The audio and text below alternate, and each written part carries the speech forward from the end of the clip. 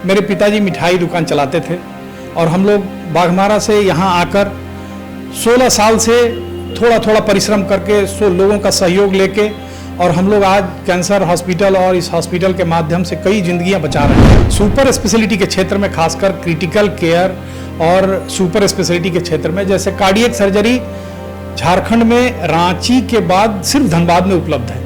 हमारे यहाँ बाहर से तमाम देश के अलग अलग कोने से, दिल्ली से, कलकत्ता से, पुणे से, चेन्नई से डॉक्टर आए हैं, तमिलनाडु से डॉक्टर हैं और जो सुविधाएं असरफी हॉस्पिटल में उपलब्ध हैं आज वो धनबाद और इसके आसपास के 10 जिलों में उपलब्ध नहीं है। लेकिन सवाल यह है कि जब आप कुछ जगहों पे कटआउट लगाए, अपना प्रचार प्रसार किए, तो कुछ माननीयों को बेचैनी हो गई है कि हरिंदर सिंह कहीं ना कहीं मैदान में विधानसभा चुनाव में कूदने की तैयारी तो नहीं कर रहे हैं और इससे वो परेशान है। क्या ये सही है कि कुछ लोगों को परेशानी हो रही है? भविष्य के गर्भ में क्या छिपा है, ईश्वर ने क्या रोल निर्धारित करके रखा है, ये तो आप नहीं बता सकते। लेकिन हम लोग जो काम करते हैं उसको शिद्दत से करते हैं और हम लोग समाज के लिए करते हैं।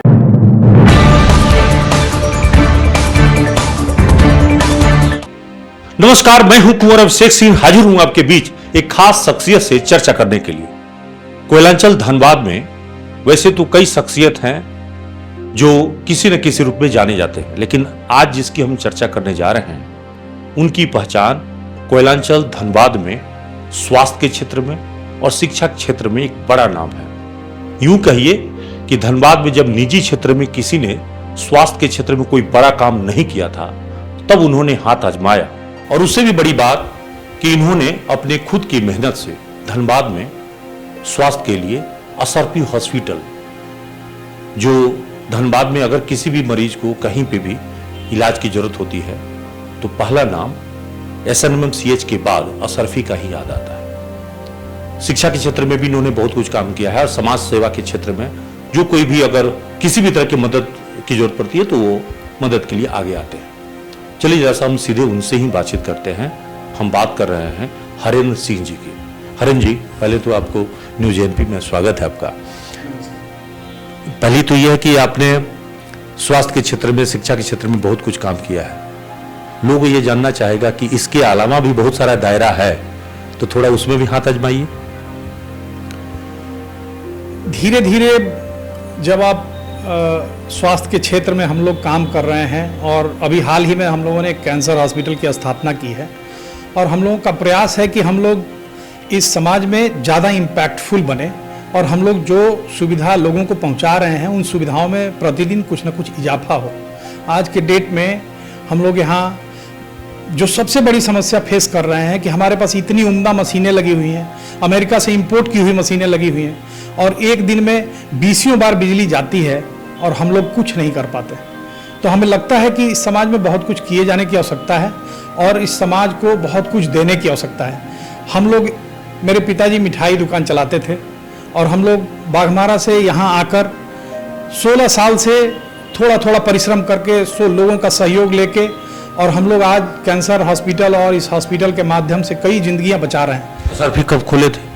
2007 में हम लोगों ने असरफी हॉस्पिटल शुरू किया था और आज असरफी हॉस्पिटल में ओपन हार्ट सर्जरी से लेकर कैंसर तक की इलाज संभव है और इससे हम लोग कई जिंदगियों को बचा रहे हैं। तो मतलब ये कहें कि आज भी धनबाद में अगर सरकारी सेवा को छोड़ दिया जाए तो निजी क्षेत्र में एक पहला नाम आपका है जहां पे लोग इलाज कराने के लिए सबसे पहले प्रेफर करते हैं। थोड़ा हम इसमें करेक्ट करना चाहते हैं कि जो सरकारी सुविधाएं यहाँ उपलब्ध है वहाँ पर बहुत सारी ऐसी चीज़ें हैं जो हम लोग कर रहे हैं जो वहाँ नहीं हो रही हैं। सुपर स्पेशलिटी के क्षेत्र में खासकर क्रिटिकल केयर और सुपर स्पेशलिटी के क्षेत्र में जैसे कार्डियक सर्जरी झारखंड में रांची के बाद सिर्फ धनबाद में उपलब्ध है। हमारे यहाँ बाहर से तमाम देश के अलग अलग कोने से, दिल्ली से, कलकत्ता से, पुणे से, चेन्नई से डॉक्टर आए हैं, तमिलनाडु से डॉक्टर हैं और जो सुविधाएं असरफी हॉस्पिटल में उपलब्ध हैं आज वो धनबाद और इसके आसपास के 10 जिलों में उपलब्ध नहीं हैं। हम लोग गढ़वा से भी मरीज को बुलाने में और गढ़वा तक के मरीज यहाँ आकर इलाज करा रहे हैं, ये हम लोगों के लिए बड़ी प्रसन्नता की बात है। रांची से भी कुछ मरीज आते हैं, पटना से मरीज आ रहे हैं इलाज कराने के लिए, ये हम लोगों की उपलब्धि है। लेकिन सवाल यह है कि जब आप इन क्षेत्रों में काम कर रहे हैं, स्वास्थ्य के क्षेत्र में है, शिक्षा के क्षेत्र में भी स्कूल भी चला रहे हैं, तो राजनीति के क्षेत्र में आने में क्या दिक्कत है? राजनीति के क्षेत्र में भी तो हाथ आजमा सकते हैं आप। कुछ निर्णय हमारे हाथ में नहीं है। जो निर्णय दूसरों को करना है, जो निर्णय दूसरों के हाथ में है, उसका निर्णय हम लोग नहीं कर सकते हैं। लेकिन कभी यदि मौका मिलेगा तो हम लोग हर काम जैसे शिद्दत से करते हैं, इसको भी शिद्दत से करेंगे। लेकिन अभी आपकी एक जगह जगह मैंने देखा है कुछ प्रचार प्रसार, सड़क के किनारे कुछ जगहों पे कटआउट लगे हैं जहां पे आपने शुभकामना दिया है, तो लोगों में थोड़ी चर्चा तो हो रही है कि हरेंद्र जी लगता है कि आसन्न चुनाव आ रहा है विधानसभा, उसमें तैयारी कर रहे हैं, क्या उतरने की तैयारी तो नहीं है? मैंने आपको कहा कि इम्पैक्टफुल होना बहुत इंपॉर्टेंट है। आप दिन रात काम कर रहे हैं और ऐसी चीज़ों में आप उलझे रहते हैं। जैसे मैंने आपको बताया कि बिजली की समस्या, आज किसी भी उद्योग करने वाले लोगों से अगर आप बात करें कि वो बिजली से उनका क्या कहना है। झारखंड में कोयला, धनबाद में कोयला निकाला जा रहा है और मैथन में बिजली बनाई जा रही है और वो दिल्ली को रोशन कर रहा है। ये लॉजिक मुझे समझ में नहीं आता है। जब कभी एमपीएल से समझौता ही नहीं हुआ, मतलब हमारे लोगों ने, नीति निर्धारकों ने यहाँ कोयला के लिए सब कुछ उनको उपलब्ध कराया, जमीनें उपलब्ध कराई, पानी उपलब्ध कराया, लेकिन उस एमपीएल से समझौता नहीं किया, नतीजा वो हमको बिजली नहीं दे रहा। तो यहाँ के लीडरशिप को देखना है। हमारा जो लोग रोल में हैं उन लोगों से आग्रह है कि उन लोगों के पास बहुत सारे कारण हैं, बहुत सारे समस्याएं हैं जिनके बारे में वो सोच सकते हैं और जिस पर काम किए जाने की आवश्यकता है। लेकिन सवाल यह है कि जब आप कुछ जगहों पे कटआउट लगाए, अपना प्रचार प्रसार किए, तो कुछ माननीयों को बेचैनी हो गई है कि हरेंद्र सिंह कहीं ना कहीं मैदान में विधानसभा चुनाव में कूदने की तैयारी तो नहीं कर रहे हैं और इससे वो परेशान है। क्या ये सही है कि कुछ लोगों को परेशानी हो रही है? भविष्य के गर्भ में क्या छिपा है, ईश्वर ने क्या रोल निर्धारित करके रखा है, ये तो आप नहीं बता सकते। लेकिन हम लोग जो काम करते हैं उसको शिद्दत से करते हैं और हम लोग समाज के लिए करते हैं। हम लोग असरफी हॉस्पिटल में भी जब आप देखेंगे हर लोगों को सुविधा हम लोग प्रदान करते हैं। और मैं एक छोटा सा बात बोलता हूं कि जब हम लोग पढ़ते थे तो गंगा दामोदर से पटना तक की दूरी कभी कभी हम लोग कभी तो नहीं, कई बार हम लोग बिना टिकट के जाते थे। तो कुछ लोग असरफी हॉस्पिटल में भी बिना टिकट के, बिना पैसे के इलाज कराते हैं। अभी हाल ही में 2 दिन पहले चाइल्ड प्रोटेक्शन यूनिट से एक बच्चा आया था और जो कि कोमा में चला गया था। हम लोग उसको पूर्णतया इलाज करके और कल ही हम लोग सुपुर्द किए और हमको आज पेपर के माध्यम से पता चला कि उसकी माता को इसको सौंप दिया गया। ये बहुत बड़ी प्रसन्नता है, बहुत सुकून है और ईश्वर के लिए धन्यवाद देते हैं कि हम लोगों को ये करने का मौका मिलता है। लेकिन कुछ लोगों को ये भी सवाल उठा रहे हैं कि जो भी निजी अस्पताल हैं, बड़े बड़े अस्पताल हैं, सुपर स्पेशलिटी हॉस्पिटल है, वो मरीजों को जो है बहुत लूट रहे हैं, बहुत पैसा ले रहे हैं। और एक माननीय ने तो खुले तौर पे चुनौती दिया है कि वो आने वाले समय में धरना प्रदर्शन करेंगे अगर रेट फिक्स नहीं हुआ तो ये भी स्थिति आ रही है। तो क्या वाकई आप लोगों के पास में इतनी ज्यादा आप लोग पैसे ले रहे हैं जिससे लोगों के नजरों में चढ़ रहा है? रेट तो जैसे आयुष्मान भारत जो पूरे भारत में चल रहा है उसका रेट का निर्धारण शहर के हिसाब से, उसका निर्धारण अस्पताल के हिसाब से, उसका निर्धारण NABH है या नहीं NABH है उसके आधार पर किया गया है। CGHS का रेट है जो पूरे भारतवर्ष में एक समान रूप से लागू है, शहर के हिसाब से और अस्पतालों के हिसाब से। मेरे विचार से जब विजिटिंग डॉक्टर आते हैं तो उनका फीस तो वही निर्धारित करेंगे, जिनकी सर्विस है उसका सर्विस का दर का निर्धारण तो वही करेंगे। इसमें डिस्कशन करना होगा कि क्या कहा जा रहा है, किस तरह के रेट के बारे में चर्चा की जा रही है। नहीं, कभी इस एक जमाने में सीवान में भी साहबुद्दीन ने सही फरमान जारी किया था कि डॉक्टर, नर्सिंग होम उससे ज्यादा फी नहीं ले सकते हैं। तो क्या आने वाले समय में धनबाद में भी ये सीन देखने को मिलेगा जब आप लोग कहा जाएगा कि इतने आपको लेना होगा, इससे अधिक नहीं ले सकते? मेरे विचार से ये व्यवहारिक निर्णय नहीं है। इसको व्यवहारिकता की कसौटी पर तराशना होगा। इस पर व्यवहारिकता की कसौटी पर इसको देखना होगा कि क्या संभव और क्या संभव नहीं है। हम लोग लगभग 10 लाख रुपए के आसपास बिजली के जाने के चलते बहुत सारा पैसा खर्च करना पड़ता है बिजली को मेंटेन करने के लिए। UPS लगा हुआ है, तमाम तरह के मशीनों का AMC CMC है, बाहर से लाए हुए डॉक्टर्स हैं, सैकड़ों की संख्या में स्टाफ हैं।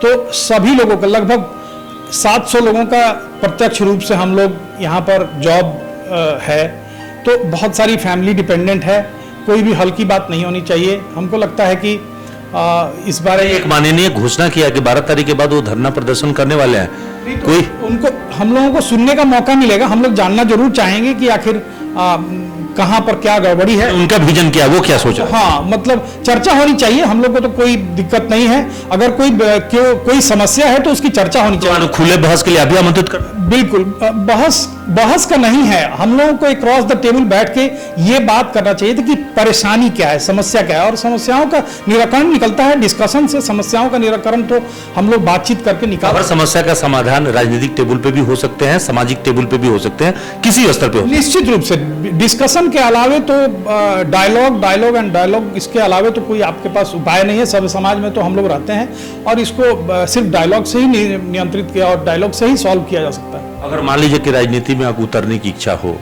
और लगे कि आपको विधानसभा चुनाव लड़ना चाहिए, अगर आपके शुभचिंतक आपको बोलेंगे तो कौन सी पार्टी होगी? नहीं, हम लोग बचपन से ही भाजपा में हैं और भाजपा के अलावे तो हम लोगों के लिए चॉइस नहीं है। भाजपा का प्रेम है वो अभी भी है, जाहिर है।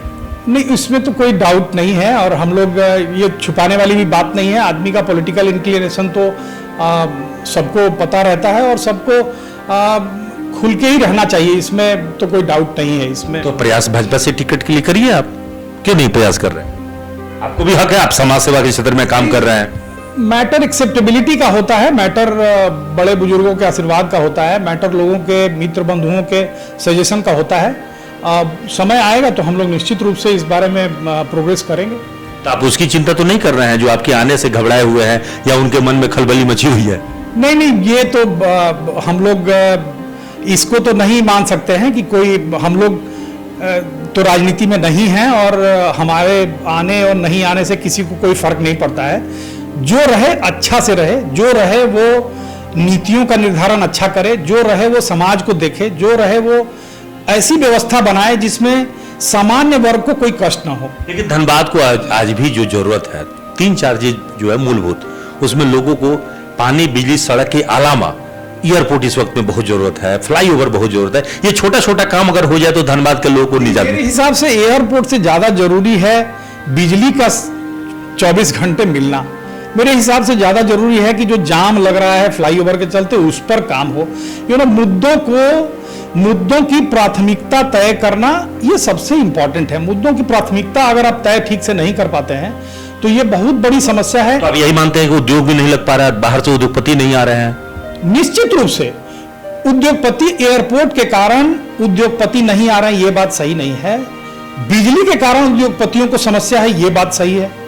यहां पर ट्रैफिक कंडीशन है, उसके चलते लोगों को समस्या है। बहुत सारा इंप्रूवमेंट हुआ है, बहुत सारा रोड बना, लेकिन फिर भी जहां सघन रूप से आबादी बसी हुई है वहां पर फ्लाईओवर के निर्णय में इतनी देरी ठीक नहीं है। तो कितना हम आप दूसरे से मांगेंगे? खुद मैदान में उतरिए और लड़िए, इसके लिए संघर्ष करिए, जनता आपको साथ देगी। जनता चाहेगी तो जनता का सुना जाएगा, इसमें हम लोग पीछे नहीं हटेंगे और शिद्दत से करेंगे सब काम। तो कई लोग तो कह रहे हैं कि हरिंदर सिंह को चुनाव लड़ना चाहिए, जब समाज क्षेत्र में काम कर ही रहे हैं, स्वास्थ्य के क्षेत्र में, शिक्षा के क्षेत्र में, तो आप तो एक रोल मॉडल हैं धनबाद के लिए। रोल मॉडल कौन है ये तो समाज तय करता है और ये अभी प्रीमेच्योर टाइम है, अभी तो कुछ नहीं कहा जा सकता है। बस सिर्फ इतना कहना चाहते हैं कि यदि मौका मिलेगा तो हम लोग पीछे नहीं रहेंगे किसी काम में। तो मौका मिलेगा तो हम बता देंगे।